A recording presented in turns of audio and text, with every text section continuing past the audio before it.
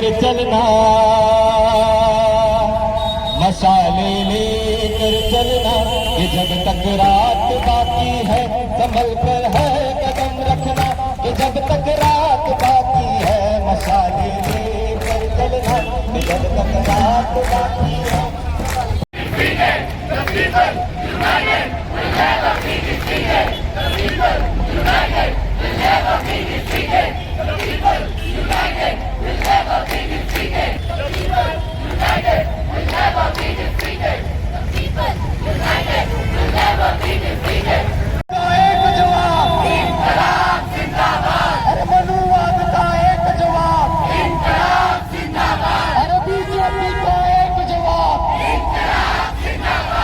अरे बीजेपी का एक जवाब, अरे ब्राह्मणवाद का एक जवाब, अरे बीजेपी का एक जवाब,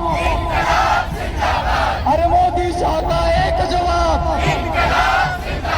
ट्रांस बिल का एक जवाब, ट्रांस बिल का एक जवाब। मॅडम, साखळी उपोषण कशा संदर्भात होता? थोडक्यात सांगता का?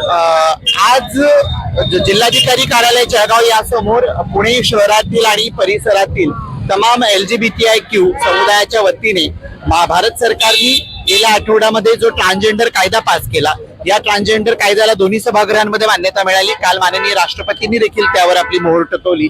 पण हा कायदा मुळातच ट्रान्सजेंडर समुदायाच्या अभिव्यक्तीचं हनन करणारा कायदा आहे। त्यामध्ये असलेल्या ज्या तरतुदी आहेत त्या तरतुदी व्यक्ती म्हणून ट्रान्सजेंडर समुदायातल्या व्यक्तीला इजा आणि हानी पोहोचवणाऱ्या आहेत। त्याला कायद्याच्या पातळीवरच नव्हे तर सामाजिक पातळीवर त्याची डिग्निटी हरवणाऱ्या आहेत।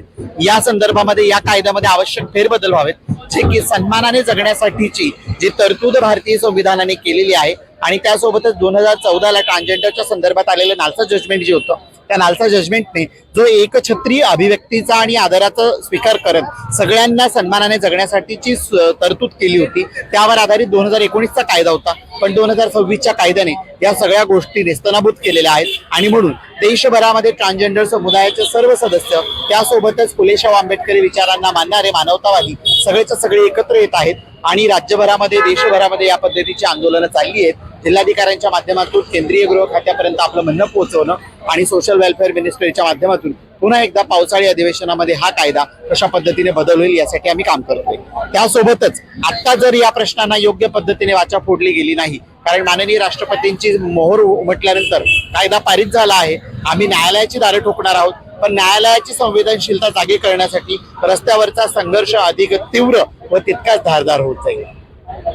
आपण पत्र दिलेलं आहे जिल्हाधिकाऱ्यालयामध्ये, तर आपल्याला त्याचं समाधान आहे का? आपल्याला न्याय भेटणार आहे? नक्कीच जिल्हाधिकारी हे केंद्रीय सचिवालयाचे प्रतिनिधी असतात, ते आपलं म्हणणं थेट मांडू शकतात। त्यामुळे आमच्या अपेक्षा आहेत की माननीय जिल्हाधिकारी महोदयांनी आम्ही त्यांना जे लिखित स्वरूपामध्ये या पत्रासोबतच महाराष्ट्रातल्या आणि पुण्यातल्या काम करणाऱ्या अनेक ज्या संस्था संघटना आहेत यांचं समर्थनाचं पत्र दिलेलं आहे, आमची बाजू मांडलेली आहे, ते वरपर्यंत पोहोचेल। आणि नक्कीच माणुसकी म्हणून केंद्र सरकारला जाग येईल आणि या कायद्यामध्ये बदल घडेल।